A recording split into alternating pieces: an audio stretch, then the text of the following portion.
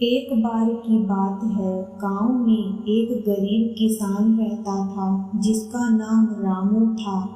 रामू के पास एक ईमानदार और मेहनती गधा था जिसका नाम वह शेरू रामू के हर काम में मदद करता और फिर वफादार साथी की तरह उसके साथ हमेशा रहता।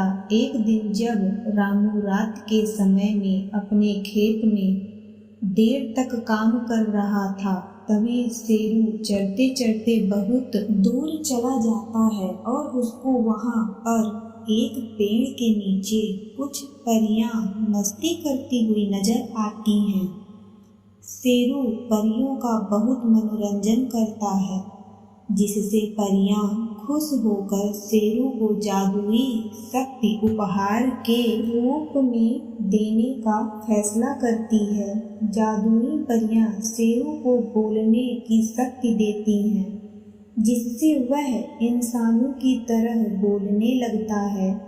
जब वह वापस रामू के पास जाता है और उसको इंसानों की आवाज में बुलाता है, तो पहले तो रामू इधर उधर देखता है और फिर उसको लगता है कि यहाँ पर कोई जादू टोना कर रहा है, तो जल्दी से घर की ओर भागने लगता है।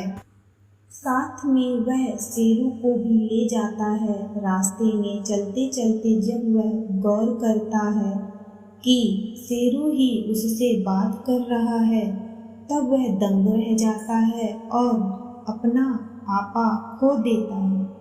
फिर बहुत देर बाद जब रामू शांत होता है, तब शेरू बताता है कि उसे आवाज कैसे मिली।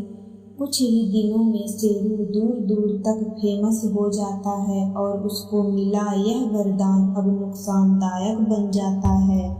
लोग दूर दूर से गधे देखने आते और उससे बात करते। रामू और शेरू की प्रसिद्धि देखकर आसपास के लोग जलने लगे और कुछ तो शेरू को रात में चुराने की भी कोशिश करने लगे। बहुत दिन तक रामू शेरू की देखभाल करने की कोशिश करता है, पर वह यह समझ गया था कि शेरू अब इतना फेमस हो गया है कि वह चाह कर भी उसकी देखभाल नहीं कर सकता। फिर वह उस पेड़ के पास दोबारा जाता है जहां उसको परी मिली थी और परियों से विनती करता है कि आप इसकी अपना जादू वापस ले लीजिए। परियों को यह बात सुनकर निराशा होती है और फिर वह शेरू की शक्ति बदल देती है और कहती है कि मैं तुम्हें ऐसी शक्ति देती हूँ जिससे शेरू की आवाज केवल तुम ही समझ सकते हो और दूसरों को ऐसा लगेगा जैसे गधा ही बोल रहा है। शिक्षा दिखावे के चक्कर में हम वह बातें भी सबको बताने लग जाते हैं जो हमको छुपा कर रखनी चाहिए। जब हमें कोई कीमती चीज जीवन में मिल जाती है तो उसको शांति से ग्रहण करना चाहिए, ना कि उस पर ढिंढोरा पूरे गांव में देना चाहिए।